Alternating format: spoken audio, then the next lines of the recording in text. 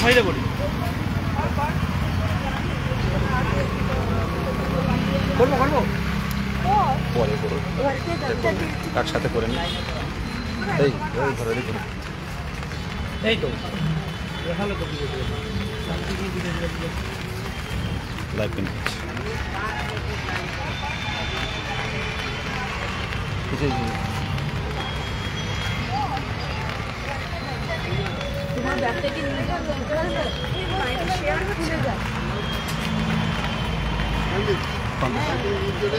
দেখো তো কথাটা কি হয়েছে,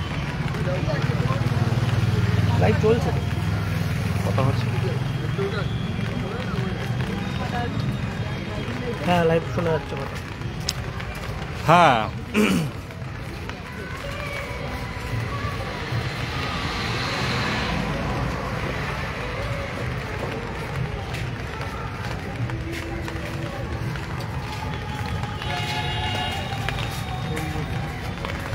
শোনা যাচ্ছে, বলো।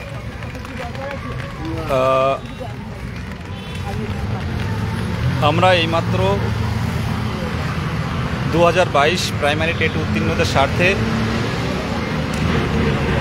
আরও কিছু ভ্যাকান্সি যাতে বাড়ে, কারণ খুব কম ভ্যাকান্সি দিয়ে নোটিফিকেশান জারি করা হয়েছে 30 দিন আগে, এখনও পর্যন্ত প্রসেস এগোয়নি। তো মুখ্যমন্ত্রীর নিজস্ব অফিস কালীঘাট, তো সেখানে আমরা এই মুহূর্তে আমরা 3 জন গিয়ে এই মাত্র বের হলাম। শান্তিপূর্ণভাবে আমরা আমাদের দাবি তুলে ধরেছি যে দীর্ঘ 5 বছর পর পরীক্ষা দিয়েছি, আমরা টেট উত্তীর্ণ হয়েছি, পাশ করে আরও প্রায় 2.5 বছর পেরিয়ে গেছে। যেহেতু ধারাবাহিক নিয়োগ নেই, তাই অন্তত আরও কিছু ভ্যাকান্সি বাড়ুক, যাতে সকলে একটা নিয়োগের একটা মোটামুটি সেফ থাকে। আমরা এই দাবিটাই তুলে ধরেছি যে আরও কিছু ভ্যাকান্সি বাড়ানো হোক, 50,000 না হোক 25,000ও তো হতে পারে। 2014 সালে একটা বড় নিয়োগ হয়েছিল, 2017 সালে মোটামুটি হয়েছিল, যেহেতু উত্তীর্ণ কম ছিল, কিন্তু 22-এর ক্ষেত্রে ব্যাপারটা একটু আলাদা। তো আরও কিছু ভ্যাকান্সি বাড়লে নতুন পুরনোর একটা সমতা তৈরি হবে, নতুনরাও সাথে পুরনোরাও একটা সুযোগ থাকবে সামনে, মানে নিয়োগের ক্ষেত্রে। তো এত কম ভ্যাকান্সিতে কিন্তু আমরা আমাদের যে স্বপ্ন, সেই স্বপ্ন পূরণ হওয়াটা কিন্তু অনেক কঠিন হয়ে দাঁড়াবে। তো আজকে দীর্ঘ লাইন দিয়ে বা অনেক নিরাপত্তার মধ্যে আমাদের দাবিগুলো আমরা তুলে ধরেছি। আর পাত্রটা বলো, কি বলবে? নিজেদের মধ্যে বিভেদ বাড়িয়ে লাভ নেই, একটাই মাত্র রাস্তা আমাদের সকলের বাঁচার জন্য, সেটা হচ্ছে ভ্যাকান্সি বৃদ্ধি।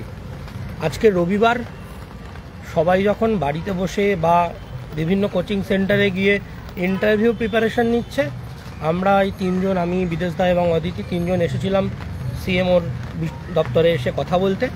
মুখ্যমন্ত্রীর কালীঘাটের বাড়ির এখানে যে দপ্তর, সেখানে দাবি একটাই ছিল, শূন্যপদ বৃদ্ধি। চাকরি পাওয়ার স্বপ্ন যদি পূরণ করতে হয়, শূন্যপদ বৃদ্ধি হলেই সম্ভব। তার জন্য আমরা প্রচেষ্টা চালিয়ে যাচ্ছি বিভিন্ন রকমভাবে। আর আপনারা যারা বাড়ি বসে প্রিপারেশান নিচ্ছেন, ভালো প্রিপারেশানের পাশাপাশি তৈরি থাকুন। রাজপথেও আমাদের থাকতে হবে, কারণ পথ ছেড়ে দিলে ভ্যাকান্সি বাড়বে না, আর নিয়োগের আশা আমাদের ভুলে যেতে হবে। কাজেই পথে থাকুন, পড়তেও থাকুন, দুটোই করুন। আমরা একত্রিত থাকতে পারলে তবে গিয়ে দিনের শেষে আমরা সফল হতে পারবো। আর ভ্যাকেন্সি বৃদ্ধির জন্য আমরা যেভাবে প্রচেষ্টা চালিয়ে যাচ্ছি, আপনারাও নিজেদের মতো করে যেভাবে পারবেন প্রচেষ্টা চালিয়ে যান।